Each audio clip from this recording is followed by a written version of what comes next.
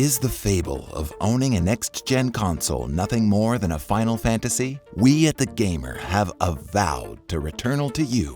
So you listen to me and you listen well. The great awaiters of PS5s and Series X's and S's, with reasons and rhymes as to why in early March 21 there's still a 9th-gen console shortage. Who or what's responsible?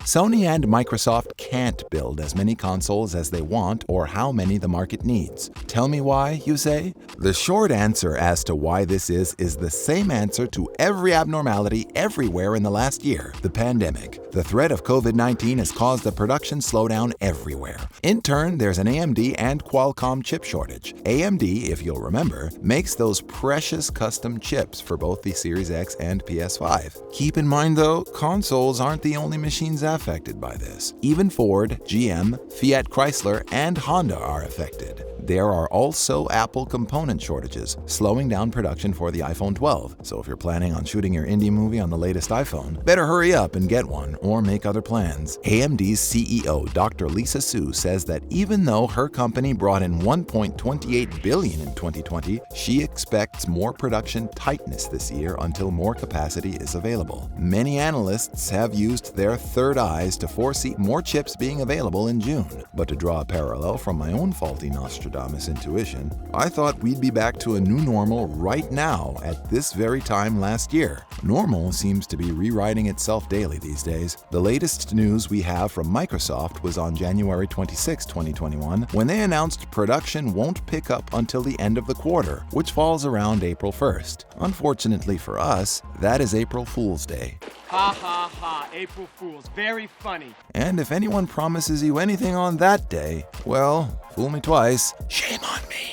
The console shortage is partially due to former President Trump's trade war with China, the world's chip-producing mecca. The administration placed restrictions on Semiconductor Manufacturing International, also known as SMIC, which prevented it from getting new and more advanced equipment, slowing production down. We'll bet some of you didn't think you'd have to watch C-SPAN to know why you can't even dream of playing the prettiest version of Hitman 3 without the use of a scalper right now. Some smarty-pants companies like Toyota stockpiled 4 months of the chips they needed pre-sanctions to stay on top of demand. Good for them, but it's hard to know when to stockpile, as in business, there's always impending doom lurking somewhere, and there's always someone in that boardroom saying, "You'd better buy more of this." Some of you may have had parallel experiences to this with friends of yours. Maybe some of you have survivalist friends always warning of the world's end, saying that the sky is falling. And then when it does, you'd better have at least 300 rolls of toilet paper in your bunker.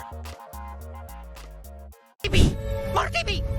Now! Speaking of TP, you may remember a time when there was a major toilet paper shortage in March 2020, making many people wonder how those 3 seashells in Demolition Man worked for wiping. Stories of toilet paper hoarding had many people wondering who was on the smart side of history, and there was more than ample news coverage for the fiasco, prompting many more on-the-fence survivalists to acquire way more than they needed. Perhaps this is what happened with the November next-gen console releases. Shortages prompted shortages because people don't want to be left behind, and many gamers got swept up in the madness and were like, "I'd better get it now or I'll never get it ever." Globally, the demand for electronics has grown exponentially, not just for electronic entertainment. Many people all over have begun working remotely and needed a lot of new gear to do so. Many of those consumers were a little luckier than PS5 and Series X seekers in a sense, because if they couldn't buy, say, a laptop or a webcam from one company, they could easily get one from another. Whereas if you want a 9th generation console, you only have 2 choices. Or you could switch cults and get a Nintendo. But we'll talk about that another day. All of those computers, teachers and students and accountants and analysts and programmers and other workers had to buy swallowed up the finite chip inventory, making production bottlenecks for those semiconductors and custom chips console players need to play a non-buggy, smooth version of Cyberpunk. Workers are not the only ones to have had a sudden grand transition into the online universe. Retail distribution also had to transform itself to get with the times. A great majority of commerce had to move online online in a fairly short period, causing havoc as bot services and scalpers were able to figure out these new online systems and exploit them, buying up the majority of the Series X's, S's, and PS5s for personal gain. But the rest of us with jobs and problems don't necessarily have an extra 40 hours a week to put into figuring out how to hack a new console purchasing system. Is there still hope of getting a fair-priced console now?